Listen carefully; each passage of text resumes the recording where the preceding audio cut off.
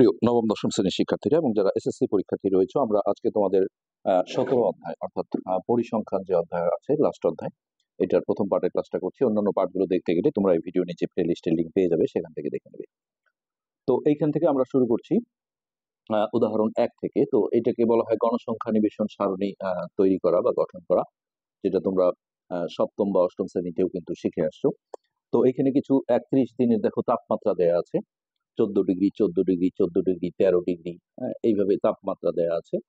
এখান থেকে আমরা হচ্ছে গণসংখ্যা নিবেশন সারণী তৈরি করতে বলা হয়েছে। তো এই যে কোশ্চেনটা দেখো, গণসংখ্যা নিবেশন সারণী তৈরি করো।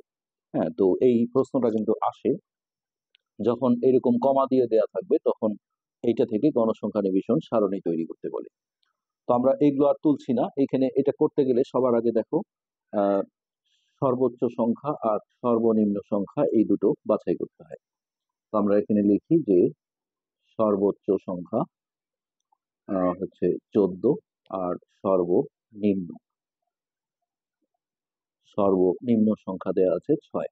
তো ফার্স্ট টাইম এখান থেকে হচ্ছে পরিসর বের করতে হয়। তাহলে পরিসরের একটা সূত্র আছে, এটা মাথায় নিতে হবে। পরিসর সমান হচ্ছে সর্বোচ্চ সংখ্যা বিয়োগ সর্বোচ্চ সংখ্যা মাইনাস সর্বনিম্ন সংখ্যা। এখানে অবশ্যই একটা ব্র্যাকেট দিতে হবে, আর তারপরে ব্র্যাকেটের বাইরে থাকবে যোগ 1। তো এখন এই জায়গায় আমরা যদি মানগুলো বসিয়ে দিই, সর্বোচ্চ সংখ্যা হচ্ছে আমাদের 14 আর সর্বনিম্ন হচ্ছে 6, ব্র্যাকেট প্লাস 1। তাহলে এটা দেখো 8, তাহলে 8 যোগ 1, তাহলে 8 আর 1 9, এটা হচ্ছে পরিসর। এরপরে এখান থেকে আমাদের শ্রেণী সংখ্যা বের করতে হয়। তাহলে শ্রেণী সংখ্যার একটা সূত্র আছে, দেখো শ্রেণী সংখ্যা সমান পরিসর ভাগ শ্রেণী ব্যবধান বা শ্রেণী ব্যাপ্তি বলা হয়, শ্রেণী ব্যাপ্তি। তো এই শ্রেণী ব্যাপ্তি বা শ্রেণী ব্যবধানটা অঙ্কে ম্যাক্সিমাম বলে দেয়, তো কখনো যদি বলে না দেয় তখন আমাদের সাবধানে ধরে নিতে হবে। দেখো এখানে আমাদের পরিসর আসছে কত 9। হ্যাঁ, এখন আমি শ্রেণী ব্যাপ্তি এখানে যদি 3 ধরি, তাহলে 3টা ঘর হচ্ছে আমাদের অঙ্কটা, যেহেতু এখানে তথ্য আসলে কম আছে। এখন পরিসর যদি আমাদের কখনো দেখো যে 80 আসছে, তো তখন যদি আমি 3 করে করি শ্রেণী সংখ্যা, তাহলে কিন্তু আমাদের অনেকগুলো ঘর করতে হবে।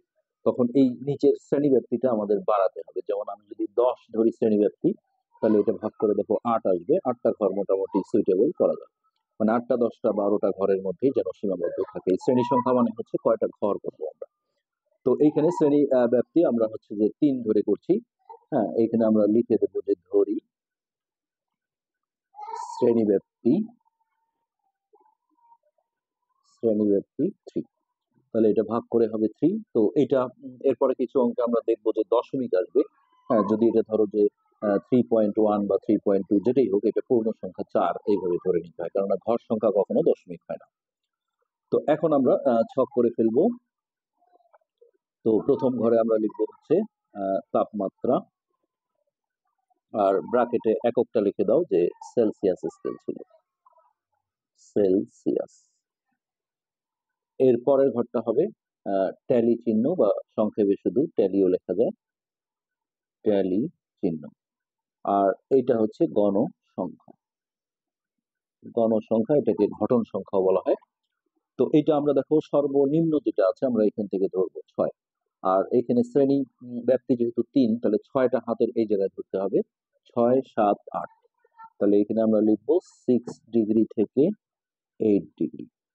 তারপরেরটা আমরা দেখো 9 থেকে শুরু করব, তাহলে 9, 10, 11, 9 ডিগ্রি থেকে 11 ডিগ্রি। দেখতে মনে হবে 2, আসলে কিন্তু এটা সহ ধরা হয়, কারণ এখানে 3 শ্রেণী ব্যাপ্তি আছে। এর পরেরটা আমরা করব 12 ডিগ্রি থেকে 14 ডিগ্রি। আমরা দেখবো হাইস্টটা আমাদের ঢুকেছে কিনা। হাইস্ট আমাদের দেখো 14 আছে, এই শ্রেণীতে চলে আসছে। এখন এই ট্যালি চিহ্ন মানে হচ্ছে এই 6 থেকে 8 এর মধ্যে কতগুলো তাপমাত্রা এখানে আমাদের দেয়া আছে। হ্যাঁ, এইভাবে তোমাদের একটা একটা করে শনাক্ত করতে হবে। যেমন 14 দেখো এখানে, এই যে 14 ডিগ্রি, তাহলে এই 14 ডিগ্রি কোথায় পড়ে, এই শ্রেণীতে পড়ে। তাহলে এখানে ট্যালির ঘরে একটা এইভাবে দাগ দিতে হবে। তারপরে দ্বিতীয়টা আবারও 14, তাহলে এইখানে আবার একটা দাগ। তৃতীয়টাও 14, এইখানে একটা দাগ। তারপর 13 ডিগ্রি আছে, দেখো এই যে 13 ডিগ্রি, 13 ডিগ্রি কিন্তু এই শ্রেণীতে পড়ে, তাহলে এখানে আরো একটা দাগ। তারপরে 12 ডিগ্রি ওই শ্রেণীতে পড়ে, যখন 5টা হয়ে যায় তখন এইভাবে একটা দাগ দিয়ে দিতে হয়। তো যাই হোক, এটা আমি আর এইভাবে দেখাচ্ছি না ডিটেলস, আমি এইখান থেকে বসিয়ে দিচ্ছি, তোমরা দেখে নেবে, নিয়মটা অবশ্যই বুঝতে পারছো। এখানে 2 3 4 5, 1 2 3 4 5, আরো একটা, তাহলে এইটা। আর এখানে আছে 1 2 3 4 5, দাগটা আসলে এইদিকে দিলেই ভালো হয়, এইদিকে। তারপর আছে 1 2 3 4 5, আর এখানে 3টা 1 2 3। ওকে, আমরা দাগটা একটু এইদিকে দিই, 1 2 3 4 5, এইটা কেটে দিই। 1 2 3 4 5, 1 2 3 4 5, তার মানে এখানে 5 5 10 আর একে 11টা আছে। আর এইখানে দেখো 5 5 10, 10 আর 3 13, আর লাস্টের এই জায়গায় 5 আর 2, তাহলে হচ্ছে 7টা। এরপরে এইখানে আমরা মোট অর্থাৎ টোটাল করে দেবো গণসংখ্যাটা। তাহলে দেখো 7 3 10, 10 আর একে 11, এক হাতে 1, 1 এর একে 2 এর একে 3, 31। তো এই যে অঙ্কে কিন্তু বলা ছিল যে 31 দিনের, এই যে 31 দিনের এই টোটালটা অবশ্যই এই সংখ্যাটা আসতে হবে। তো এই যে টেবিলটা, এটাকেই বলা হয় গণসংখ্যা নিবেশন সারণী। তো আশা করি বুঝতে পেরেছো। আমরা আসলে ছোট ছোট পার্টে বিভক্ত করে অঙ্কগুলো করে ফেলতে চাচ্ছি। তো আজকের পার্ট আমরা এখানে শেষ করছি, পরবর্তী পার্ট দেখার আমন্ত্রণ রইল। ধন্যবাদ।